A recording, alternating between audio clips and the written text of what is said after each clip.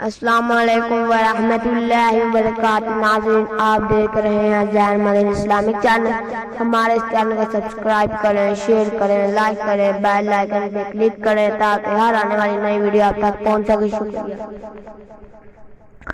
نحمده ونصلي ونصلي على رسوله الكريم اما بعد فاعوذ بالله السميع العليم من الشيطان الرجيم بسم الله الرحمن الرحيم قل ان صلاتي ونسكي ومحياي ومماتي لله رب العالمين۔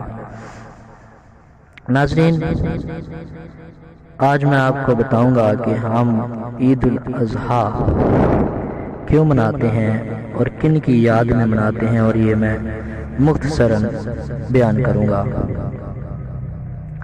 ناظرین، عید الاضحیٰ حضرت ابراہیم علیہ السلام کی یاد میں منائی جاتی ہے۔ ہم 10 ذی الحج کو اللہ کی راہ میں بہت سے جانور قربان کرتے ہیں۔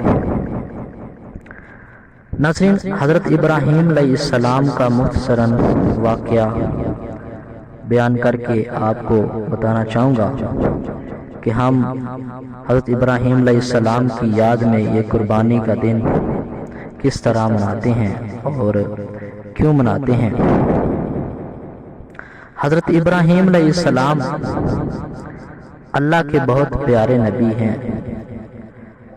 آپ علیہ السلام کو خواب آیا کہ اللہ کی راہ میں خوبصورت اور سب سے پیاری چیز ذبح کرو۔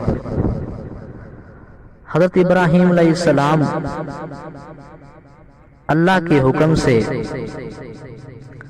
خوبصورت اور سب سے پیاری چیز اپنے بیٹے حضرت اسماعیل علیہ السلام کو لے کے جنگل کی طرف روانہ ہوئے۔ جنگل میں جا کر حضرت ابراہیم علیہ السلام نے اپنے بیٹے اسماعیل کو زمین پر لٹا کر چھری گردن پہ رکھ دی۔ جب چھری گردن پہ رکھی تو اللہ نے حضرت جبرائیل علیہ السلام کو ایک مینڈا دے کر بھیج دیا۔ وہ مینڈا حضرت ابراہیم علیہ السلام نے ذبح کر دیا۔ اس دن سے لے کر آج تک ہزاروں جانور 10 ذی الحج کو قربان کیے جاتے ہیں۔ اور اللہ تعالیٰ نے قرآن مجید میں ارشاد فرمایا ہے، قل ان صلاتی و نسکی و محیای و مماتی للہ رب العالمین۔ کہہ دیجئے کہ میری نماز، میری قربانی، میرا جینا، میرا مرنا اللہ ہی کے لیے ہے جو تمام جہانوں کو پالنے والا ہے۔ ناظرین، ہمارے پیارے نبی حضرت محمد رسول اللہ صلی اللہ علیہ وآلہ وسلم نے یہ قربانی کی اور یہ امت کے لیے سنت ابراہیم بن گئی، اور امت حضرت ابراہیم علیہ السلام کی یاد میں یہ قربانی کا دن مناتی ہے اور اللہ کی راہ میں جانور قربان کرتی ہے۔ ناظرین، اب ادھر بات چلتی ہے، کچھ علماء کہتے ہیں کہ کٹے کی قربانی جائز ہے، لیکن ادھر میں بتانا چاہوں گا کہ کٹے کا ذکر نہ ہی قرآن میں ہے اور نہ ہی حدیث میں ہے۔ اللہ تعالیٰ نے قرآن مجید میں 4 قسم کے جانور، اور ان کو ڈبل کر لیا جائے تو 8 بنتے ہیں، یعنی نر اور مادہ۔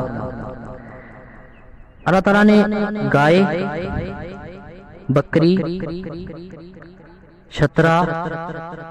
چھتری یعنی چھتری اور اونٹ، یہ 4 قسم کے جانور اللہ تعالیٰ نے قرآن مجید میں ذبح کے لیے، قربانی کے لیے بیان فرمایا ہے۔ اور ان کو اگر ڈبل کر دیا جائے تو یہ بنتے ہیں، یعنی گائے اور اس کا نر جسے ہم بچہ کہتے ہیں، بچڑا کہتے ہیں، اور بکری اور بکرا، چھتری چھترا، اونٹنی اونٹ، یہ 8 بنتے ہیں نر اور مادہ کو ملا کر۔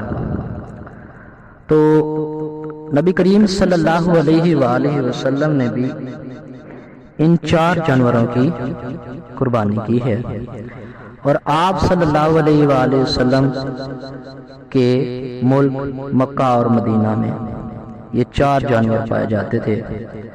آپ صلی اللہ علیہ وسلم نے بھی گائے کی قربانی کی ہے، بکری کی قربانی کی ہے، چھترا کی قربانی کی ہے، اونٹ کی قربانی کی ہے، لیکن آپ صلی اللہ علیہ وسلم نے کٹے کی قربانی نہیں، کٹا اس ملک میں ہے ہی نہیں تھا، نہ بھینس تھی۔